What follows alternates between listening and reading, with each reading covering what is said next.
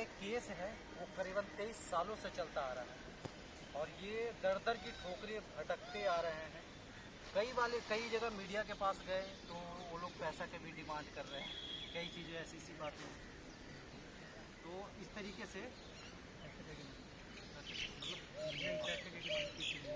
जैसे बातें रखनी चाहिए तो कुछ बोलते हैं कि हाँ आपको ऐसा करना पड़ेगा। हमने मदद मांगी तो हमें मीडिया की मदद मिली। तो जैसा कि इन्होंने बताया कि मीडिया वाले भी मदद कर रहे हैं, है ना, और कहीं कहीं पे है कुछ समस्या, जैसे कि 23 सालों से ये केस चलता आ रहा है, उनका इंसाफ नहीं मिल रहा है। तो क्या कुछ कारण है? इन्होंने बोला कि मैं प्राण भी त्याग दूंगा अगर इंसाफ ना मिला। तो सर ऐसा क्यों करना चाहते हैं, प्राण क्यों त्यागना चाहते हैं? सारी चीज़ें पहले जनता को बताइए कि क्या समस्या है आपके साथ। मैंने अपना स्वरोजगार लगाने के लिए एक वो औद्योगिक प्लाट ग्रेटर नोएडा के CEO से मांगा था। उसके लिए मैंने परिजिमदान में सन 2000 में आवेदन दिया था, जब इनके द्वारा परिजिमदान में ही सीवेज लगाया गया। उस समय वो प्लॉट की दर 750 रुपये प्रति वर्ग मीटर। मैंने 500 से 1000 वर्ग मीटर के लिए अप्लाई किया था, जो मुझे बिना किसी कारण आज 23 वर्ष बीत जाने के बाद भी नहीं दिया गया। इन 23 वर्षों में 24 से ज़्यादा मेरे पास अदालती आदेश हैं। उन अदालती आदेशों का CEO ग्रेटर नोएडा पालन ही नहीं करती। ये माननीय CGI Shri justice DY Chandrachud ji को मैं बताना चाहता हूँ कि मेरे साथ देखिए अब कितना अन्याय हो रहा है, अत्याचार किया जा रहा है, संविधान में लिखे कानून के प्रारूपों के अनुसार न्यायालय का कितना अपमान किया जा रहा है, उनके आदेशों को ना मानते हुए कितने कोर्ट की गरिमा को ठेस पहुंचाई जा रही है CEO के द्वारा। आप देखिए आपका ही अपमान हो रहा है, आपके ही आदेशों का पालन नहीं किया जा रहा है। ऐसा क्यों? जबकि कोर्ट के सामने सारे आदेश, सारे साक्ष्य, 23 साल से कोर्ट में ही मुकदमा, फिर भी आदेश का पालन नहीं, CEO नहीं करते आदेश का पालन।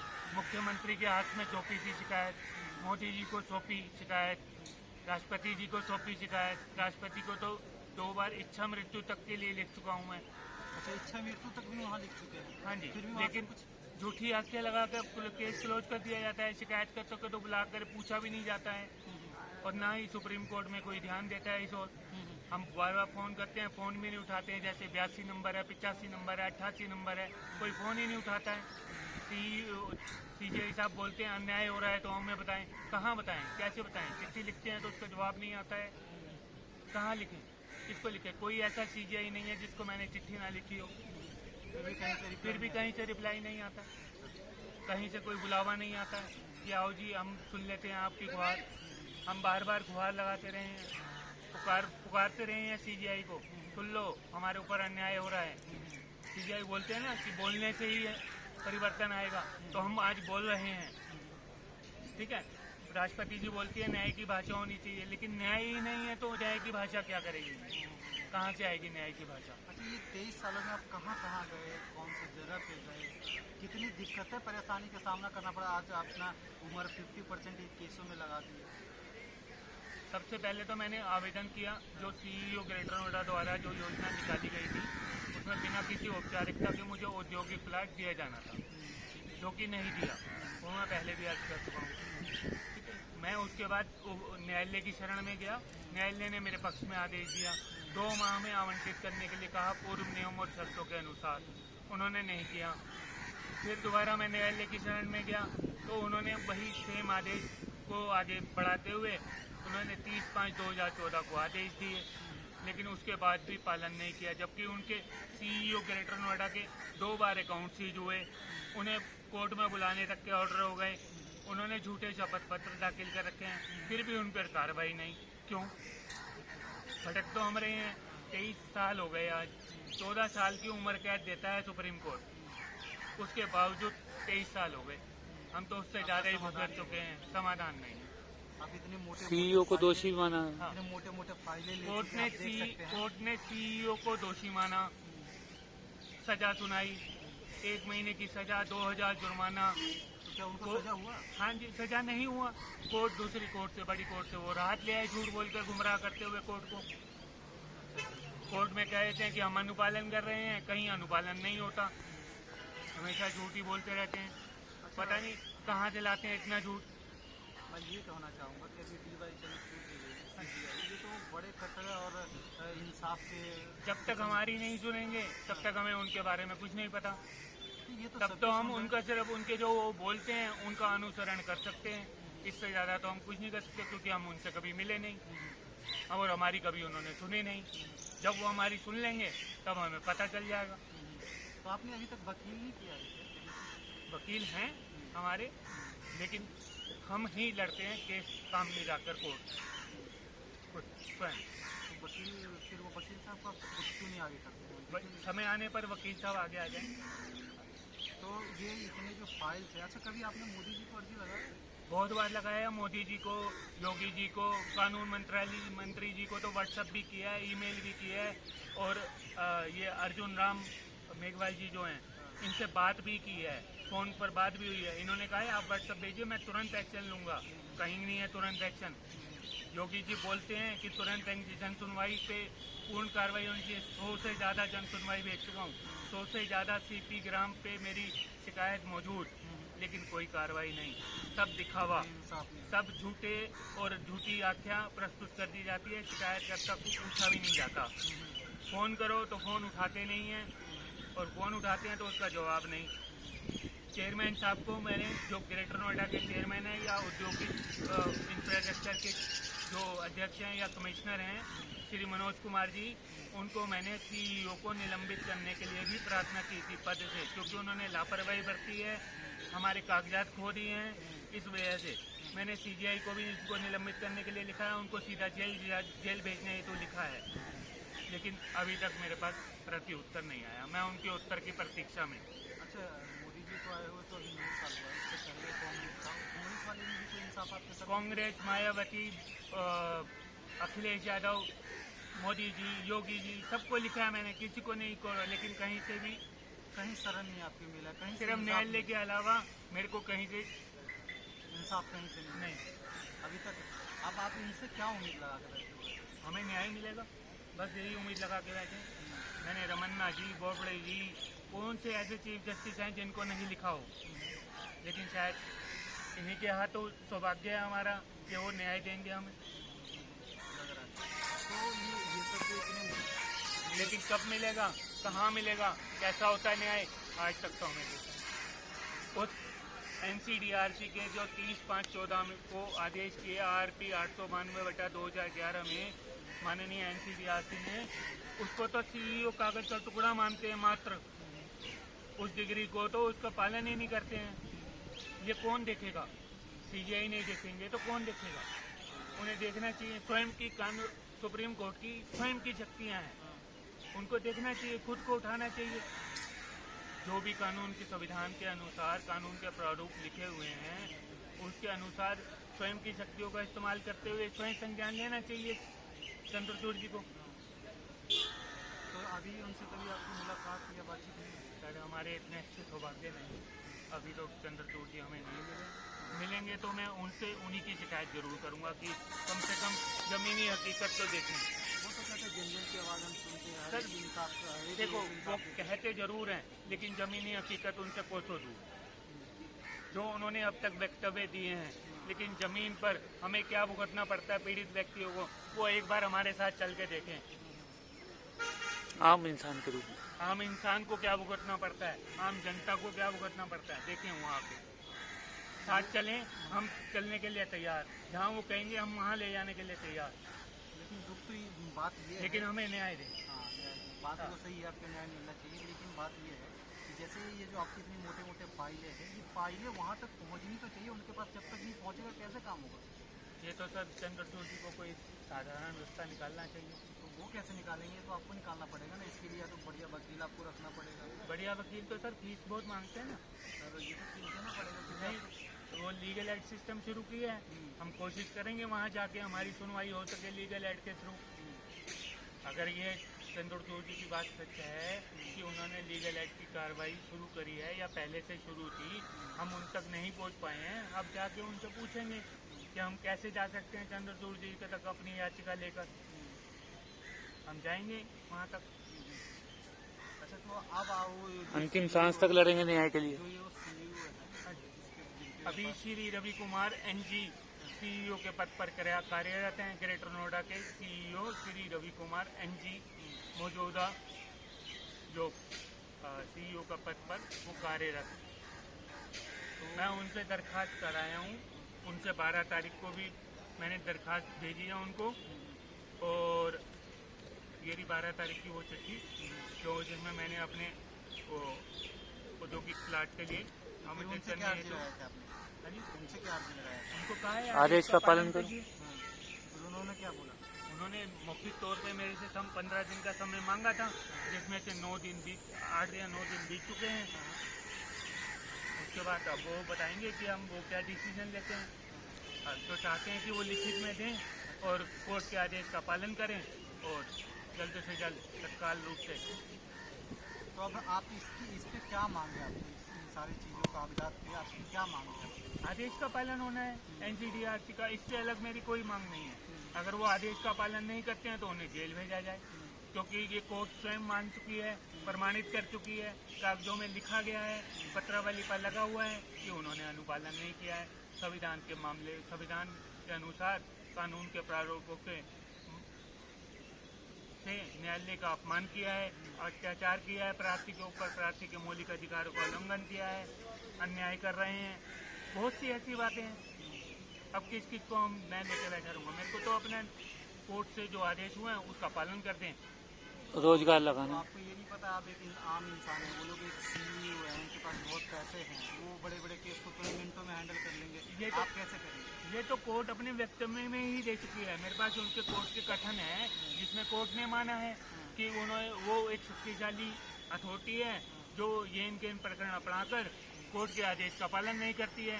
23 साल हो गए आज मेरे को भुगतते हुए। ये आदेश हुए हुए भी 2017 में कोर्ट ने अपने कथन में कहा था, उसके बाद भी आज 6 साल बीत चुके हैं, लेकिन आदेश का पालन फिर भी नहीं। एक कागजात मेरे को उनके वकील को या उनके दफ्तर में दाखिल करने के लिए भी सीईओ ग्रेटर नोएडा को फोन करना पड़ता है, तब जाके वो मेरे से कागजात लेते हैं। तो इतने बड़े लोग हैं, आप कैसे उनसे केस ठीक है जी, ये तो बाई चांस सीईओ और बोलते हैं कि हमें पता नहीं है। सीईओ साहब को सब कुछ पता। मैंने 12 तारीख को चिट्ठी दिया, उससे पहले भी बहुत बार चिट्ठियाँ दी हैं। ये मेरी फाइल है, इसमें मैंने 1,500 पेज तो SCDRC में अभी दाखिल करे हैं। ये सीईओ साहब को पहले से पता। ये व्हाट्सएप पे मैंने उनको सारे मैसेज कर रखे हैं, ये एप्लीकेशन भेज रखी है, ये फोटोएं वगैरह सब कुछ है मेरे पास। ठीक है जी।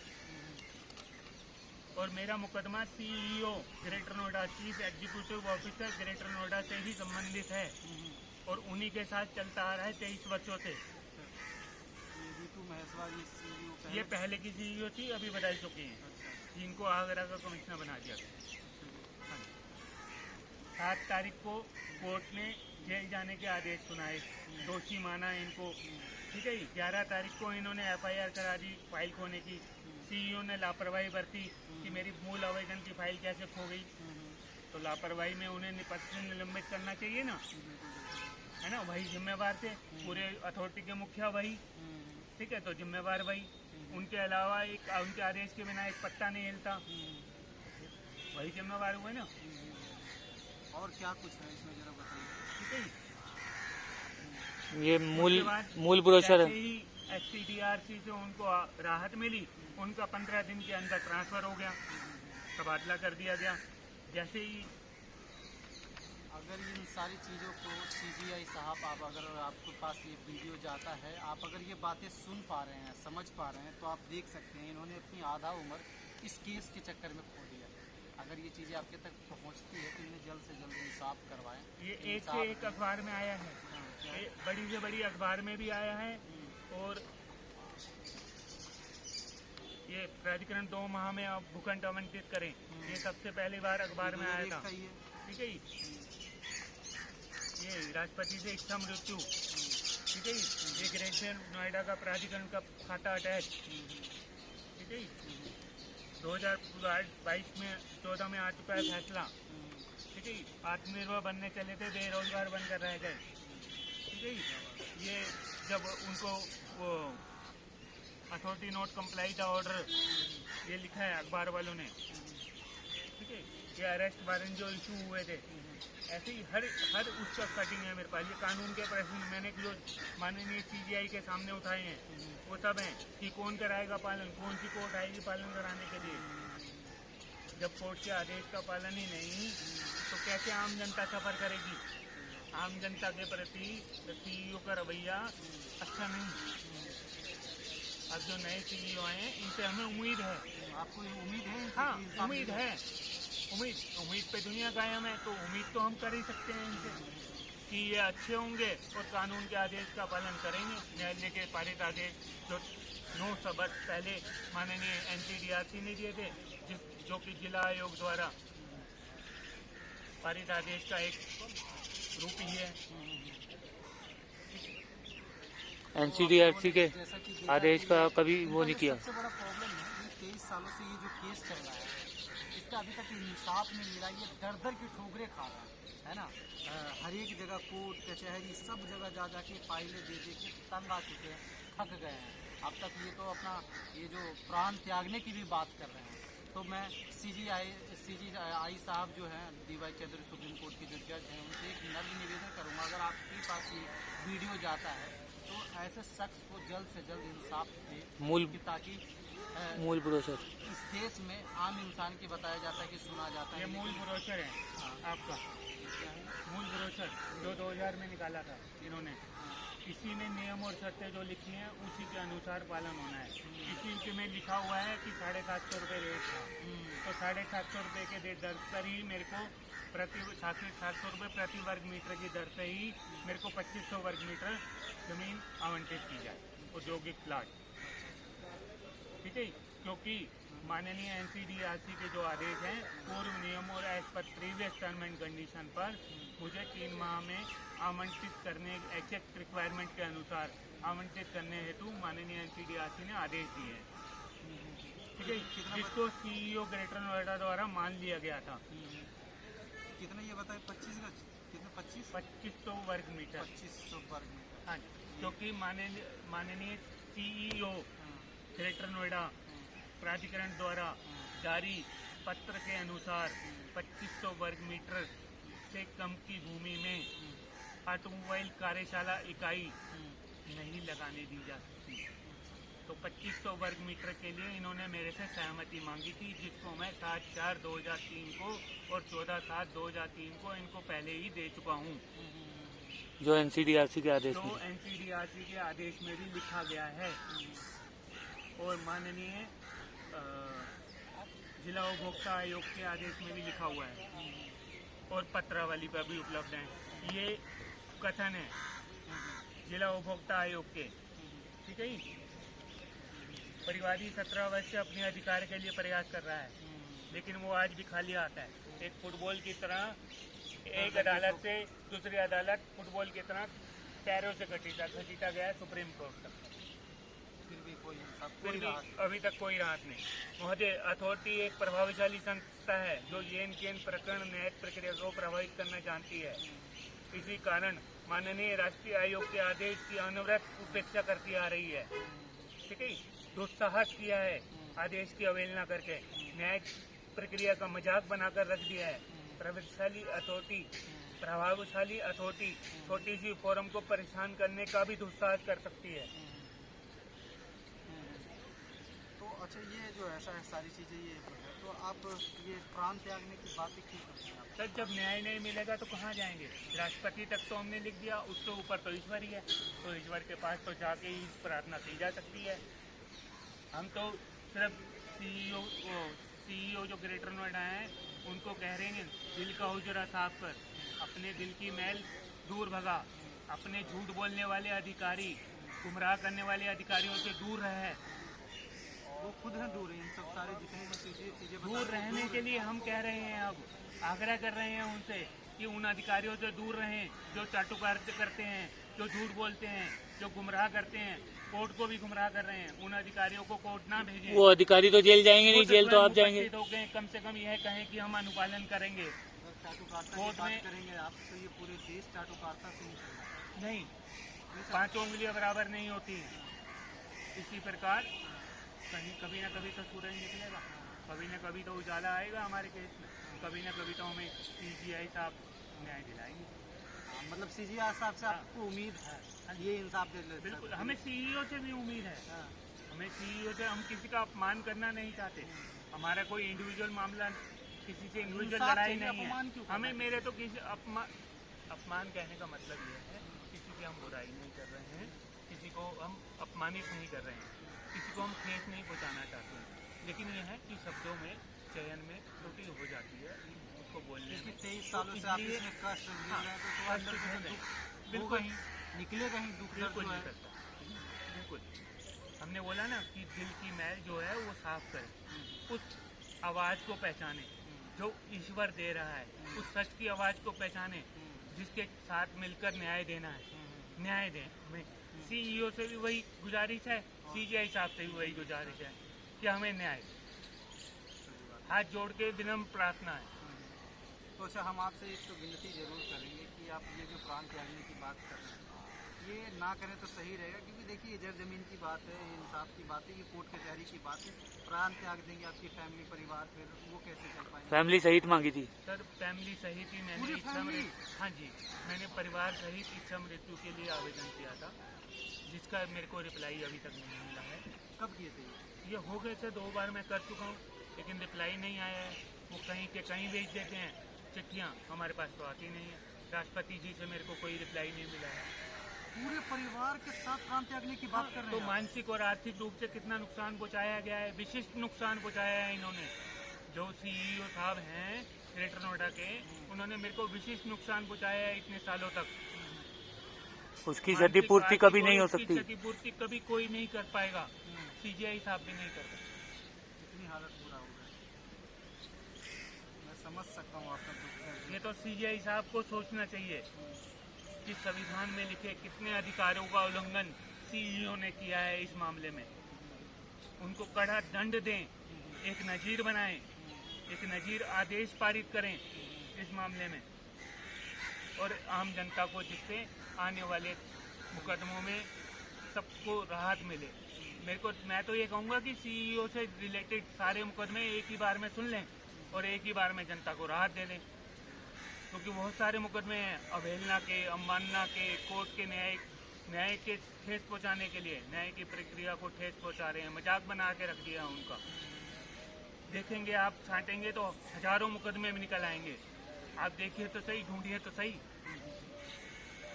खाली एक मेरा मुकदमा नहीं है, ऐसे पता एक नहीं मेरे मुकदमे से जनता को बहुत राहत मिल जाएगी। आप सुनिए तो सही, CGI साहब से गुहार करता हूँ, सुनिए तो सही, देखिए तो सही। अगर मैं गलत हूँ, आपकी जूती मेरा सर।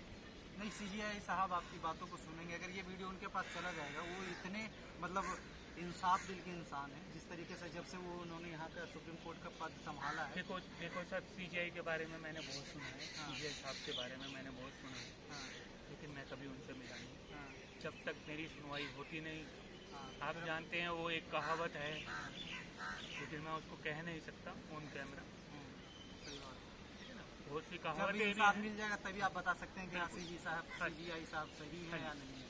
और तो, आलोचना करने का अधिकार हर किसी का है, चाहे तो आलोचना करें। ये लोकतांत्रिक देश है, अपनी बातों को रखना सबका फर्ज बनता है। मेरे पास ओरिजिनल पेपर, सभी दस्तावेज मौजूद, हाँ, पत्रावली पर उपलब्ध, फिर भी नहीं आई। माननीय न्यायालय के सामने सारे दस्तावेज, सारे साक्ष्य, सारे आदेश, फिर भी विपक्षी झूठ बोलकर गुमराह करते हुए कोर्ट को पा लेता है राहत। क्यों और कैसे, उनके पास पैसा है ना, वो तो पैसे भी जवाब नहीं है। वो तो सर करेंगे। पैसा हो, पावर है, क्या करते हैं क्या नहीं करते हैं ये तो CEO ही बता सकते हैं, या फिर CGI साहब बता सकते हैं कि कैसे उनको राहत मिली गई। CGI साहब 9 साल से क्यों मुकदमा चल रहा है, जबकि ये सिर्फ 2 महीने के 3 महीने के आदेश हुए थे। 23 साल से क्यों मुकदमा चल रहा है, जबकि बिना किसी औपचारिकता के दिया जाना था। ये वहाँ बैठे हुए CEO सीधा प्लाट का आवंटन कर रहे थे, हमें क्यों नहीं दिया आज तक कारण नहीं। ये कौन पूछेगा, CEO को और CGI को इस मामले में ध्यान दें। मैं हाथ जोड़ के विनम्र विनती उनके समक्ष कर रहा हूँ कि मुझे इंसाफ दें। दोनों CGI साहब या CEO जो भी हैं, सब इनका एक ही कहना है, हाथ जोड़कर विनती है कि इंसाफ चाहिए। जैसा कि आपने देखा इनका जो दुख दर्द है, 23 सालों से ये झेल रहे हैं और 23 सालों से चल रहे हैं लेके ये पूरे फाइल, आप इतने मोटे मोटे फाइल देख रहे हैं जिस तरीके से। माननीय चंद्रचूड़ जी को मैं बहुत बार पत्र लिख चुका हूँ कितना बार? इस बारे में बहुत बार मैं हर चीफ जस्टिस को लिखा है मैंने, लेकिन वहाँ से कोई राहत नहीं आती है। अब ये तो उधर वो देखें कि क्यों नहीं आती है, क्या नहीं। चलिए सीजीआई साहब से हम विनती करेंगे कि अगर ये वीडियो आप तक पहुँचती है तो इस केस को जल्द से जल्द सीईओ साहब से भी विनती करती है कि अनुपालन करें। जब सीजीआई साहब बोल देंगे ना तो सीओ साहब अपने आप सुन लेंगे, पहले ही अनुपालन करना है तो ज़्यादा बढ़िया। वो अपने आप सुन लेंगे। देख रहे हैं इनके पास जितने मोटे मोटे फाइल है, ऐसे पता नहीं 1500 पेज के बता रहे हैं, कहीं और भी रखा हुआ है। तो ऐसे लोगों को इंसाफ मिलना चाहिए। इनके जैसे जिससे पता नहीं और कितने ये लोग मेरा शपथ पत्र है। दर दर के ठोकरे खा रहे हैं। और सबसे बड़ी बात तो ये है कि शपथ अपने पत्र दे के मैंने लखनऊ में दिया है। सबसे बड़ी बात तो ये है कि अपने प्राण त्यागने की पूरे परिवार के साथ कह रहे हैं। सबसे दुख और शर्मसार की बात ये होगी कि अपने परिवार के साथ ये कह रहे प्राण त्याग देंगे, कितना दुख की बात होगी। तो मैं सीजीआई साहब से विनती और गुजारिश करूंगा कि इन्हें जल्द से जल्द इंसाफ दे, क्योंकि इनका जो मेन मकसद है और मेन मुद्दा 23 सालों से है, ये प्लॉट पे है। जो बताया गया है वो इन्हें नहीं मिला है, तो ये दर दर की ठोकरें खा रहे हैं। तो मैं आप लोगों से विनती करूंगा ये जितना से जितना वीडियो को शेयर करें कि ताकि सीजी साहब, प्रधानमंत्री, राष्ट्रपति जो भी है उनके पास ये पहुंचे और सर को इंसाफ मिले। हमारा ये प्रयास कैसा लगा? हम छोटी छोटी प्रयास इस तरीके से हम करते रहते हैं। छोटी छोटी जो भी समस्या हम सरकार तक पहुंचाने की प्रयास करते रहते हैं। जनता की आवाज़, दबी कुचली जो आवाज़ है, हम सरकार तक पहुंचाते रहते हैं। आप लोग हमें ऐसे ही सपोर्ट करते रहिए कि हम ऐसे ऐसे लोगों को सपोर्ट करते रहें या ऐसे और भी लोगों को सपोर्ट करें। अगर आपके पास भी कोई कंप्लेंट इस तरीके का है जो आप सरकार तक पहुंचाना चाहते हैं, आपकी आवाज़ दबाई जा रही है, नहीं कोई सुना जा रहा है, तो हमारा जीमेल आईडी है tejraftar143@gmail.com। आप हमें इस पर मेल कर सकते नंबर हैं। और अपना नाम नंबर भी आप मैं महेश मित्रा एक बार फिर पुनः माननीय सीजीआई और माननीय सीईओ दोनों से गुजारिश करूंगा कि आदेश का अनुपालन करते हुए जल्द से जल्द मुझे औद्योगिक प्लाट अपना स्वरोजगार लगाने और आत्मनिर्भर बनने के लिए आवंटित किया। इसका कब्जा, प्लाट नंबर आदि जो भी पूर्व नियमों और शर्तों के अनुसार जो आदेश में लिखा गया है उसके मूल स्वरूप के अनुसार पालन करना है, उसके अनुसार पालन करवा देंगे। मेरा फ़ोन नंबर मेरा फ़ोन नंबर अगर आप चाहते हैं तो मैं बोलूँ, बता दीजिए। मेरा फ़ोन नंबर जो भी मुझसे संपर्क करना चाहता है मुझसे संपर्क कर सकता है। मेरा फ़ोन नंबर है 8800298757। मेरा नाम महेश मित्रा है। ये केस मुझसे और सीईओ ग्रेटर नोएडा से संबंधित है, किसी अन्य से। ये बस यही दो ही लोग से संबंधित है। अगर इस देश में कोई ईमानदार वकील हैं, कोई अच्छे वकील हैं, इनके पास इतना बजट नहीं है कि इस केस को उनके पास लेके जाने माननीय सुप्रीम कोर्ट के बहुत से वकीलों को मैं मदद मांगने के लिए व्हाट्सएप पर मैसेज भेज चुका हूँ, लेकिन कहीं से कुछ नहीं मिला। नहीं आता है सर, बहुत सी हेल्प आती है मेरे पास, बहुत हेल्प मिलती है, ऐसा नहीं है बहुत हेल्प नहीं मिलती। सबसे मैं गुजारिश करूँगा अगर कोई अन्य भी हेल्प करना चाहता हो, मदद करना चाहते हो तो कर सकते हो, कर। तो जैसा कि देखा, आप इनको हेल्प कर सकते हैं, सपोर्ट कर सकते हैं। इन्होंने अपना नंबर डाल दिया है। अगर किसी चीज़ के बारे में और बातचीत करनी है, जानकारी चाहते हैं तो आप नंबर पर कांटेक्ट कर लेते हैं। आप ऐसे ही देखते रहिए तेज रफ्तार। तब तक के लिए चलिए।